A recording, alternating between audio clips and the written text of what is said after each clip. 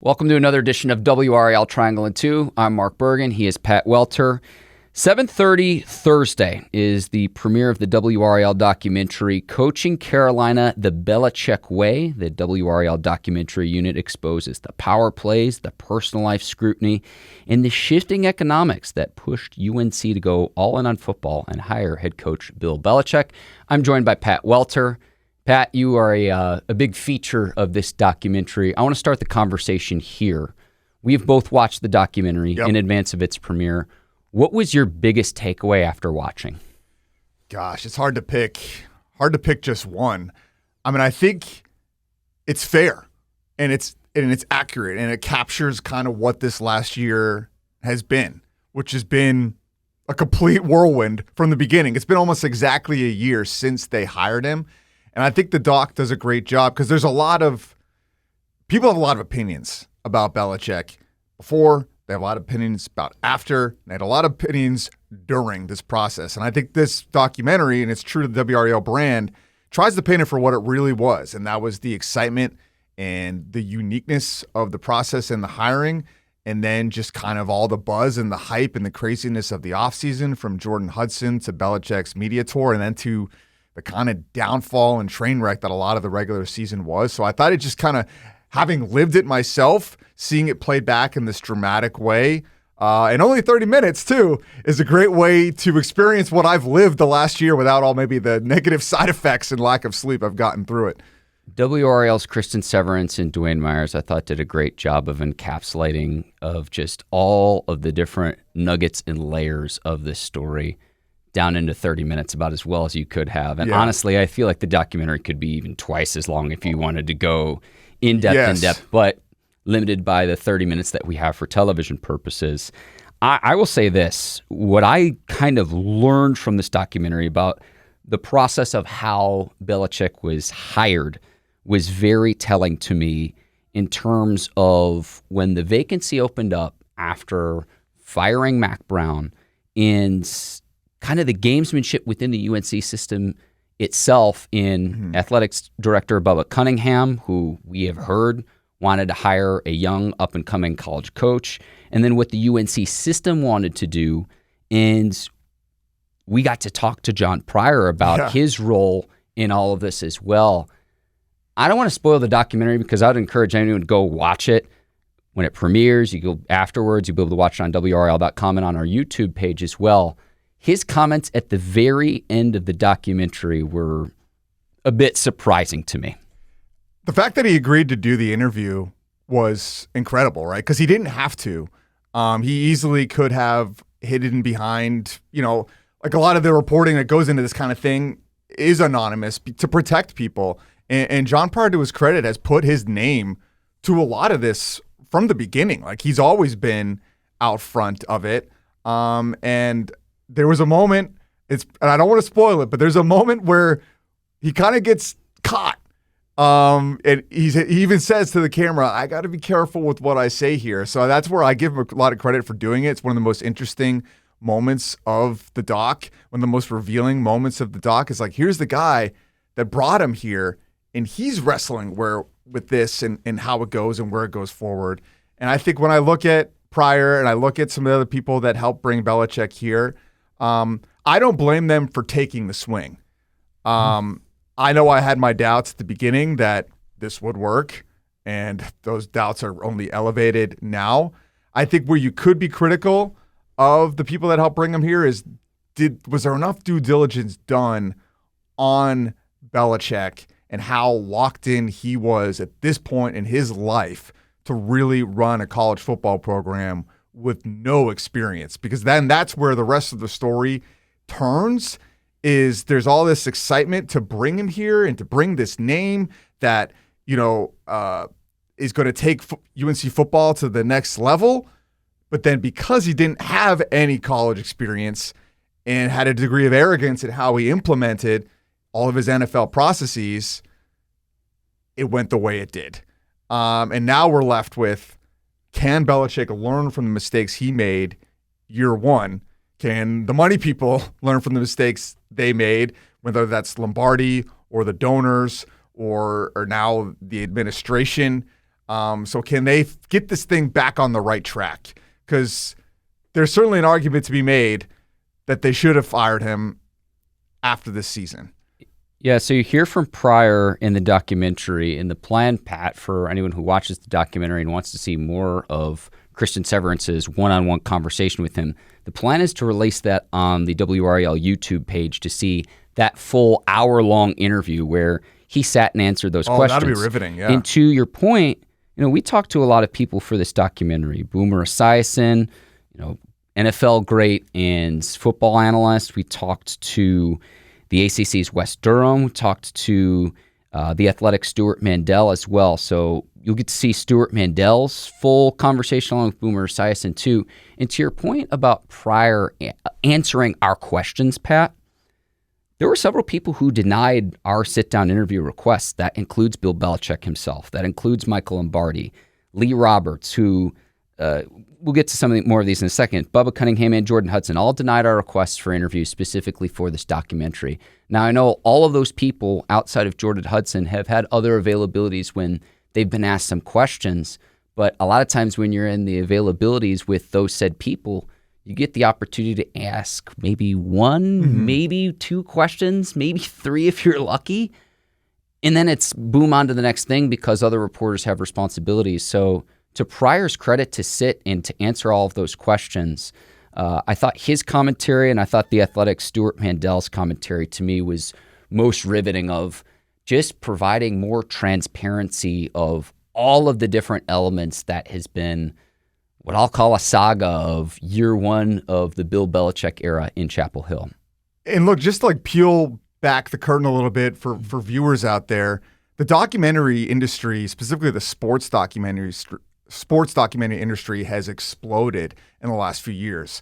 But that's also created different types of documentaries, right? Yes. Let me hop in here too, Pat, of what you're talking about here, because I think it's very important that this documentary exists in explaining. A big part of it is how Belichick was hired and what that process was like in some of the internal back and forth within UNC. And this is because we're able to do this as journalists, Pat, but this comes on the heels of initially, remember, UNC was supposed to be on HBO's Hard Knocks. Well, that fell through. Then Hulu was going to have an in-season documentary about this team. That got scrapped. Belichick was saying, something's still going to come out. I'm going to raise my hand and say I'm very skeptical if that will ever see the light of day. So the fact that we actually have a documentary of how year one went, I think is very telling with when you brought in Bill Belichick and you're paying him $10 million a year. He's the highest paid public employee in the state. A 4-8 season is not what you expected. And I'm not talking about the interest and the fan interest early on in the season. I'm talking about the on-field product when you're bringing in arguably the greatest coach ever. And that is, only one facet of what is a multi-layered saga in what has been this past year of Bill Belichick in Chapel Hill. And I think the key point is we have all the editorial control. Yes. What we lack from maybe access, because if there's a thing that the documentary is potentially lacking, it's a degree of access that you would have gotten with that Hulu doc. But what you give up, where you trade with the access, is giving Belichick, Jordon Hudson, UNC final say, potentially, depending on what you negotiate and what gets aired.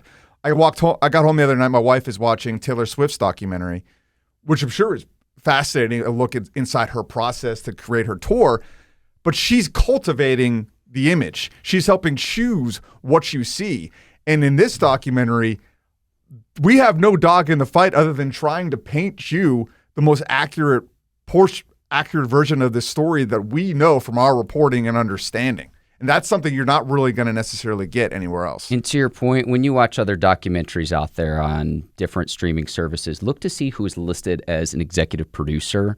And a lot of times it's, okay, y'all have access to be able to talk with this person, but then they have editorial say of, okay, we're going to include these parts of it or this portion of it, and maybe we're going to look past or not include other parts of it. That is not something we would do here at WRAL. It would be to agree to that. And so again, like you said, Pat, this documentary is just try to tell the story in the way that it's been. I wanted to ask you, whose commentary stuck out to you most and why? I think for me, this has been a life-changing experience this last year covering this, doing things I would have just dreamed of doing as a reporter, trying to talk to people that I wouldn't expect to talk to me that did, and it just kind of snowballed into what it became. I think for me it was like listening to people like Mandel and others around the country back up a lot of the things that I found. Like publishing the initial report about the dysfunction in the locker room that was sourced through players, parents, agents, people on the staff, the athletic department. It was I want to say a risk, but like I'd never done anything that big in my career. So and this was in the aftermath of the Clemson game. After the Clemson game. So then to see people like Mandel and other people in the Doc Boomer Esiason, like these well-respected people within the industry, and even other reports around the country from ESPN and The Athletic back up a lot of things that I reported was, I don't know if humbling is the right word, but just, it was a surreal experience. Like, I've always wanted to make a movie. I love movies. And during that week following the Clemson, I was like, what do I need to make a movie for? I am living in one. Independent of this documentary. Yeah. And now we have this documentary that captures it, because this truly is a movie. Like, this story is something fictionalized writers could never make up. A 73-year-old coach dating a 24-year-old girlfriend, going back to college after winning 6 Super Bowls in the NFL, and then it going spectacularly poorly for at least most of the season. You could not make it up. We knew it would be crazy when he was hired. And we knew it was either going to be, it felt like there'd be no middle, right? Like it would either be a spectacular success, which for that brief fleeting second, it felt like it might be versus TCU, or it was going to be a spectacular failure. And for most of this season, it was. I think, if you want to, you could say, 4-8, they finished strong. But when you finished like they did against NC State, it kind of makes you look at even the 4 wins they had were pretty empty calorie. And you're left hungry here going into his second season with some big questions to be answered going forward. And I think that's fair considering this was marketed as the 33rd NFL team. This is something that we heard Michael Lombardi say publicly. And a question I have, and I don't want to knock any of the players with NFL aspirations that are going to go to the next level. Like, are we even sure UNC is going to have a player picked in the 2026 NFL draft? This is a question that I have. And this is something like, there's so many different facets to this story, because a lot of this too is the money that's involved. And it's not just, okay, Carolina going all in on football. It's trying to keep up with the Joneses of the ACC and the Big Ten of your revenue drivers. And that's primarily football and men's basketball for the vast majority of athletics departments across the country. So I think that's a part of this in trying to modernize with the times and try to get things right for a Carolina program that really has never been able to. And I think that was something else that the documentary does a really good job of explaining, like, other than Lawrence Taylor, when you look at UNC's football history in terms of team success, not individual success, but team success, this is something they've been trying to get right for decades, even generations, Pat. Yeah, I thought Wes Durham, that's a segment where he really shined. This is a guy that has deep ties to the university, to the area, and he just has that great voice. So to let him kind of tell the story of the history of North Carolina through his father and some of the great old photographs that we found, like even just being in the press box this weekend for high school football state championships at Keenan, you see some of the old posters that marketed the games, and it kind of just takes you back to a different era in football of something that it feels like this state should have a dominant football team, and it just hasn't.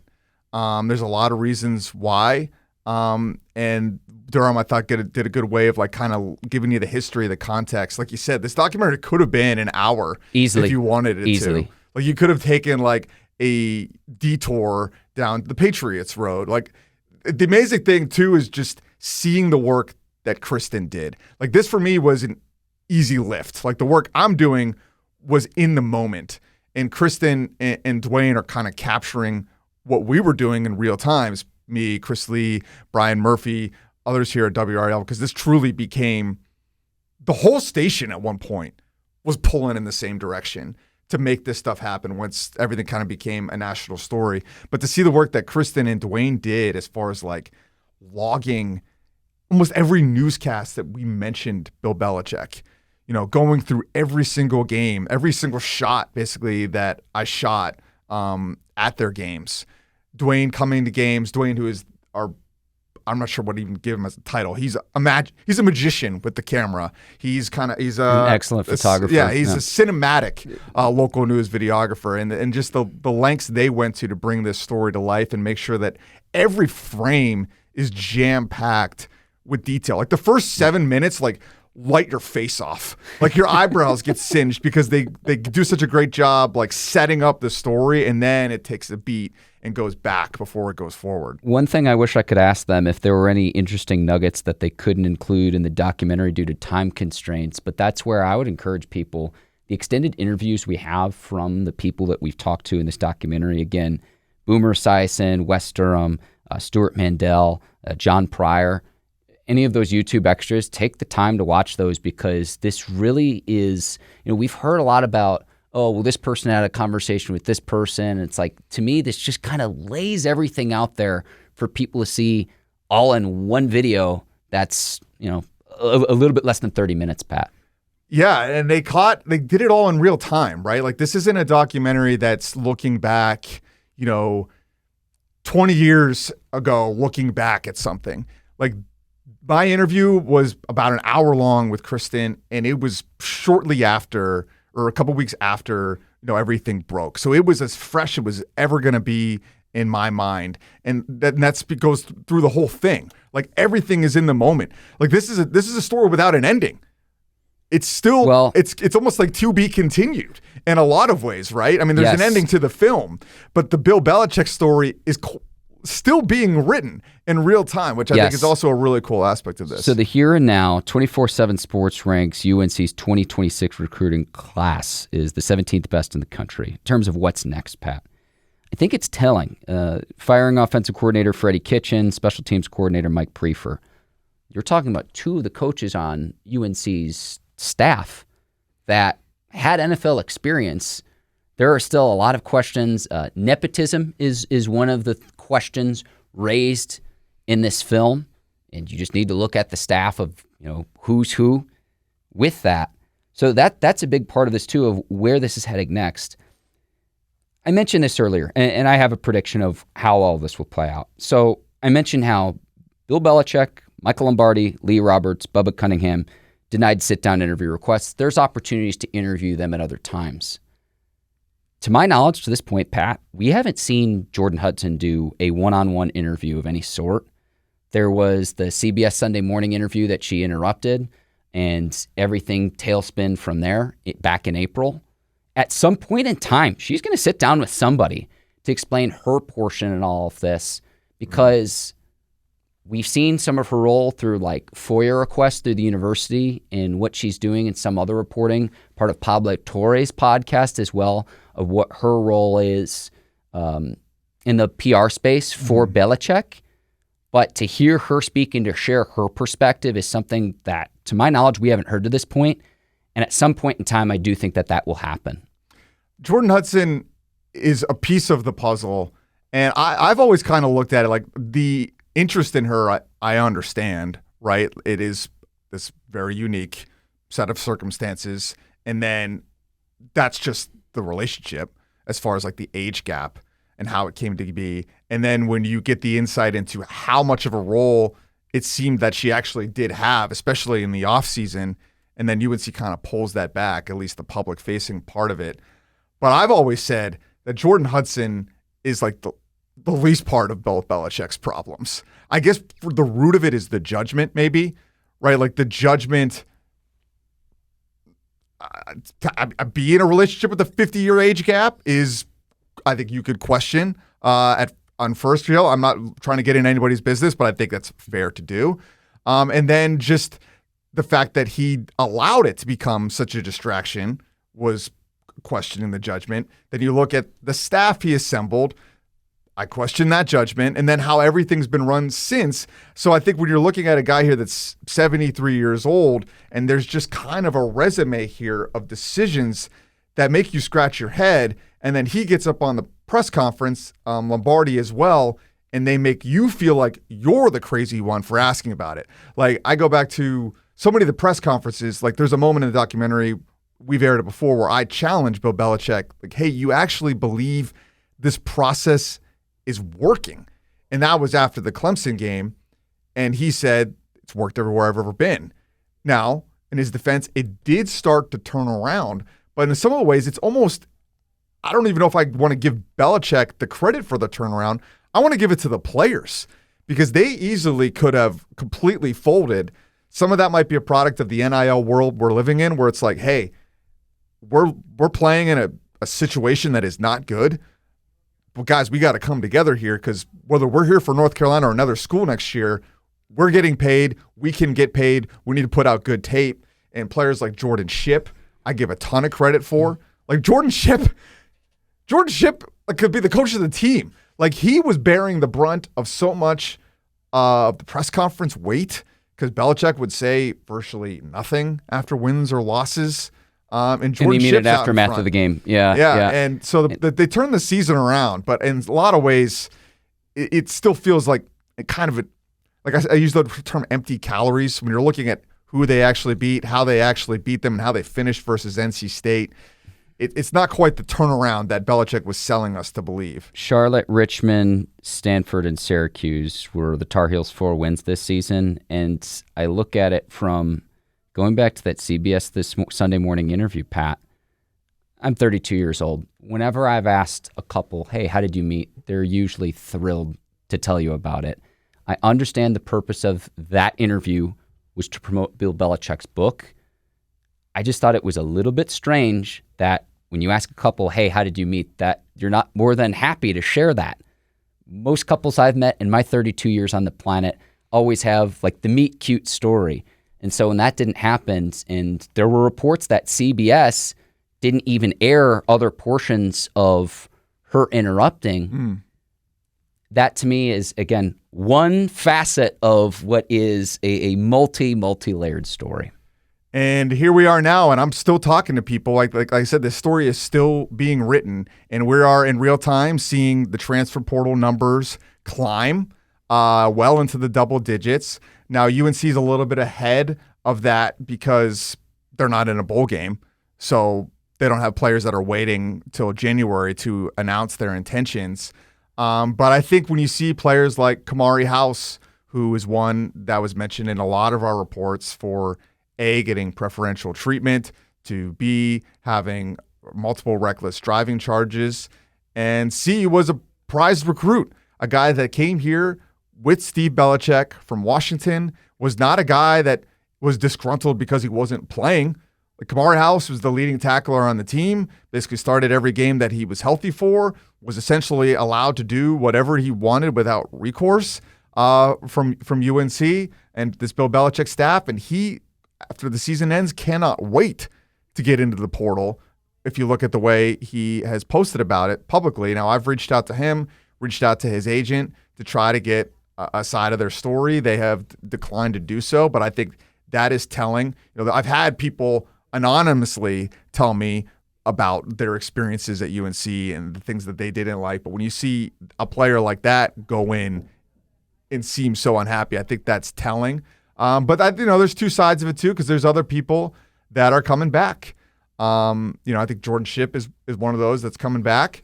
I talked to another player the other night that didn't play that much this season that is coming back and felt like, basically said to me like, hey, I think we're close and I believe in what we're building. I was on the record with a couple recruits from Rollsville, the Griffin Haynes brothers, who are both coming, stayed true to their commitment. They believe in what they're building. So there is both sides of it. And again, like, we're trying to be fair. We are trying to be accurate. We don't have an axe to grind. We are just trying to get you the truth. And when I look at 24/7 Sports' 17th best rated recruiting class, Pat, part of that, though, is with the understanding where it will take time for freshman players to come in and develop. They're not going to just dominate college football right away, especially with the prevalence of the transfer portal, players that are accustomed to being in strengthening and conditioning programs for years, not as an 18-year-old kid coming into college for the very first time. So that will take time. And at the same time, that's for Belichick being in his 70s. It's like, how long really can you wait? And so that's what they're going to have to figure out is we've been here a year now and UNC enters year 2 of Belichick. Yeah, I mean, I think, like I said before, there was certainly a strong argument to be made that he should have gotten fired, you could say, during the season, after the season. But there was such a big move to get him here. It's the money. There's so much money. The money is just, and it's not just for Belichick, it's his staff as well. So Belichick's buyout is one thing, Pat. If you were to fire him, the other thing is all the assistants and all of his staff members that would be owed money as well after just a season. And now 2 of those staff members are gone, the offensive coordinator and Freddie Kitchens. And you look at their offensive stats, which were among the worst, not just in the ACC, but all of college football. That move had to be made. How much fault it is Freddie Kitchens? I think it's the fault of a lot of things, not just him. So bringing in a new person, I don't know, is necessarily going to solve the problem. Mike Prefer, the special teams coach. So football is 3 phases. You have fired 2 of them. The third piece is your own son. And in his defense, the defense was the best unit on the team. So I'm not saying that Steve Belichick should have been fired. But we're looking now where I think next year it's on the table, where next year the heat is on, where like, okay, we gave you a year. You need to show us progress. And you brought in this recruiting class. You're going to bring in a new set of coordinators. You're 73 years old. Like this was never going to be a 20-year thing unless you actually thought that it was going to go so spectacularly well that they handed it down to Steve Belichick. Like that to me is all off the table. This is about next year being really competitive. The schedule is harder. So it's not, to me, completely about the record, but it's about you got to beat the right teams, right? Like Richmond, Syracuse, Stanford, Charlotte, like that's not good enough. You've got a 0-4 or 0-3 versus the in-state rivals, not good enough. Like you got to beat the right teams at the right times as well. What we're talking about is opening week of the season, the rematch in Dublin against TCU, but then that very first home game at home against ETSU, and I understand that that's not the same as TCU and Chapel Hill on Labor Day night, but this was something the doc captured as well. The spectacle of Michael Jordan and Roy Williams and Lawrence Taylor and Mia Hamm and all these Tar Heels legends being in Chapel Hill for that. Sellout. You could argue Chapel Hill, UNC has never seen that type of experience for any type of sporting event, let alone football. We know how they're a powerhouse in basketball. But to contrast what that home opener against ETSU is going to look like September the 12th, 2026, compared to Labor Day night against TCU in the very first game of the Belichick era, it's just going to be drastically different, Pat. I'll tell you right now. Well, this is going to be a very different offseason, right? Like short of other stories breaking in new drama, and if some of the things I've heard are true, there certainly could be more drama. I don't know if I'll ever be able to prove or report some of the things that I've heard about what's still going on in Chapel Hill. But that aside, the buzz is gone. Belichick coming into ACC kickoff with a massive entourage and getting to do whatever he wants there, those days are done. Because that was all about the what if. Well, we've seen the what, and the what was not good. So like the mystery of, oh my gosh, what's this going to be is no longer there. We've seen it. It's 4-8, and it's one of the worst teams in ACC.